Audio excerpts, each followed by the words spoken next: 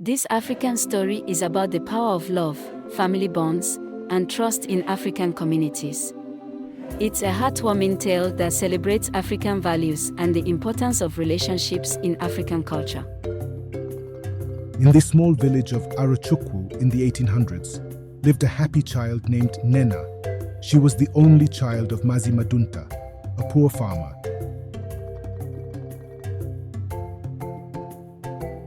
Despite their poverty, they were a happy family, filled with love and gratitude for the simple things in life. Their small hut, made of mud and thatch, was always filled with the aroma of freshly cooked meals and the sound of laughter and music. Nnenna was a bright and cheerful child, with a smile that could light up the darkest of rooms. She had a mop of curly black hair and a pair of bright brown eyes that sparkled with curiosity. She loved playing with the other children in the village, chasing after butterflies, and helping her mother with the household chores. As she grew older, Nnenna became a beautiful and respectful young maiden, loved by the entire community. She was known for her kindness, her humility, and her generosity. She would often help her neighbors with their farming and assist the elderly with their daily tasks. Her parents were proud of her, and the villagers would often praise her, saying, "Nnenna is a true daughter of the land with a heart of gold."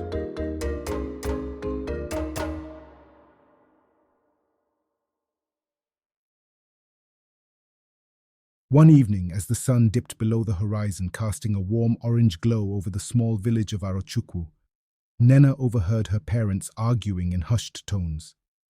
Their voices were laced with worry and desperation, and Nnenna's curious ears picked up on the words debt and Chief Okechukwu. She crept closer, her heart racing with anticipation, and heard her parents mention her name in connection with the chiefs. The consequence of non-payment was dire. Nnenna would be given to the chief in marriage. The thought sent shivers down her spine.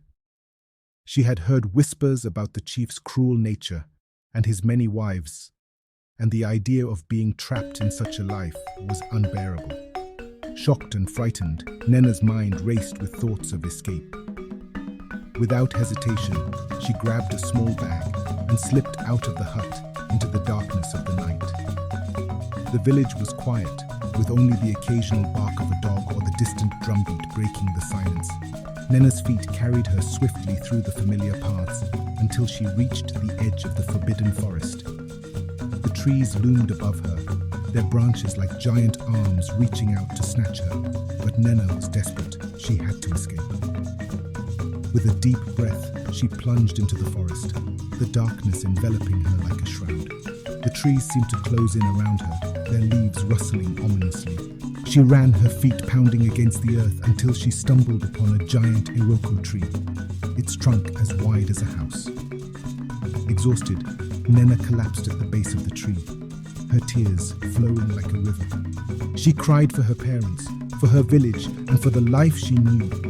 She cried for the uncertainty of her future, and for the fear that gripped her heart. And as the night wore on, her sobs subsided, replaced by the soft rhythm of her breathing.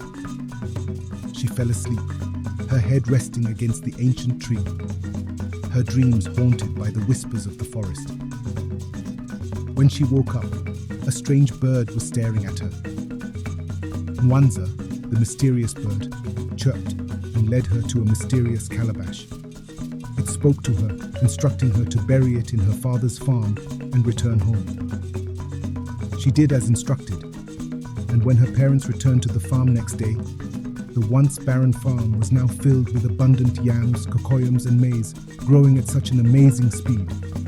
Nnenna told them everything, but kept out the story of the calabash buried in the farm, as instructed by the mysterious bird, Nwanza. Mazi Madunta was able to sell the produce and pay off his debts, much to Chief Okechukwu's astonishment. Later on that day, in a moment of drunken excitement, as the people feasted with Mazi Madunta, his tongue loosened by the many gorges of palm wine he had consumed, revealed the secret of his sudden wealth. With a wide grin, he slurred, "It was Nnenna's encounter with the mysterious bird Nwanza That bird, it came to her in the forest and blessed her. And now, my farm is flourishing like never before. The villagers gasped in amazement, their eyes wide with wonder. But amidst the celebration, a dark figure lurked in the shadows, his eyes fixed on Nnenna with an unsettling intensity. Chief Okechukwu's spy, who immediately ran off to inform him of what he has learnt so far. Chief Okechukwu's desire for her had grown dangerously stronger, his obsession fueled by the revelation. "I must have her to myself," he said out loud. With a calculating gaze, Chief Okechukwu began to weave a web of deceit, his plans shrouded in secrecy. He would wait for the perfect moment to strike, to snatch Nnenna from her family's grasp and claim her as his own. The villagers, oblivious to the danger lurking among them, continued their celebration, unaware of the darkness that was to come. Under the cover of darkness, a group of shadowy figures crept into the village, their sinister intentions shrouded in secrecy. They were Chief Okechukwu's thugs, hired to carry out a dastardly task.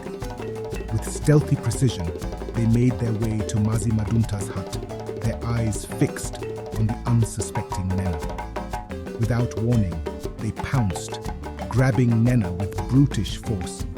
She struggled and kicked, but they were too strong, too ruthless. They dragged her away, her screams echoing through the night as her parents and the villagers gave chase. But the thugs were too quick, too well trained. They tossed Nnenna into a crude wooden cage, secured with iron bars and heavy chains. The cage was locked, and the thugs vanished into the night, leaving Nnenna to her despair. She was trapped, helpless, and alone. The cage was placed in a dark, damp cellar, deep within Chief Okechukwu's fortress. The air was thick with mold and decay, and the only light came from a faint torch flickering in the corner. Nnenna's mind raced with thoughts of escape, but the cage was too secure, too well guarded. She was at the mercy of her captors, forced to endure the darkness and the stench. Her only comfort was the faint chirping of the mysterious bird, echoing in her mind, a reminder of her connection to the natural world and the magic that lay within. As the days passed, Nnenna's spirit remained unbroken, her heart still filled with hope. Nnenna's world had been shattered, her freedom and happiness cruelly snatched away. Locked in the dark, damp cellar, she was a shadow of her former self. Her bright smile and sparkling eyes were now dimmed, replaced by a deep sorrow that seemed to consume her very being. She refused to eat or drink, her body weakening with each passing day. Her parents and the villagers had searched for her far and wide, but she was gone, vanished into the clutches of Chief Okechukwu's tyranny.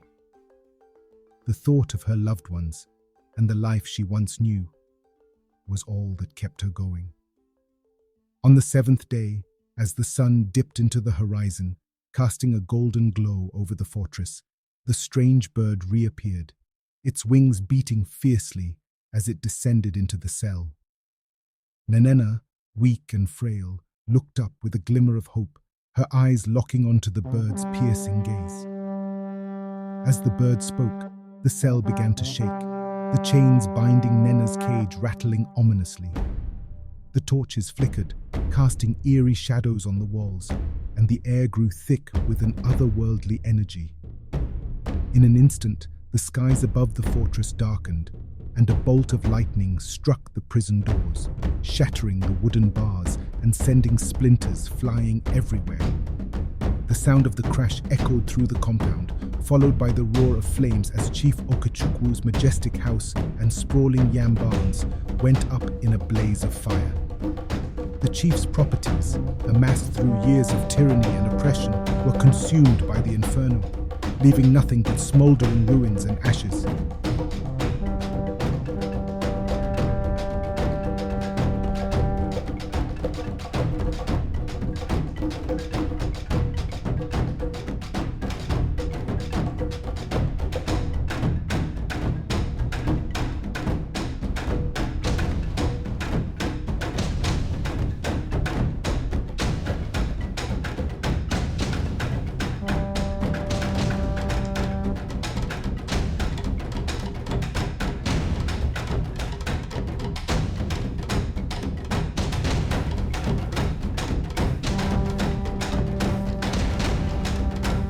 Nnenna's legs pumped furiously as she sprinted across the village square, her heart racing with excitement and relief. She had finally escaped the clutches of Chief Okechukwu and his minions, and was now mere steps away from the safety of her family's embrace. Nnenna's legs pumped furiously as she sprinted across the village square, her heart racing with excitement and relief. She had finally escaped the clutches of Chief Okechukwu and his minions, and was now mere steps away from the safety of her family's embrace. With a final burst of speed, Nnenna flung herself into the waiting arms of her mother, Nnenna. The two women collapsed into each other, tears of joy streaming down their faces as they held each other tightly.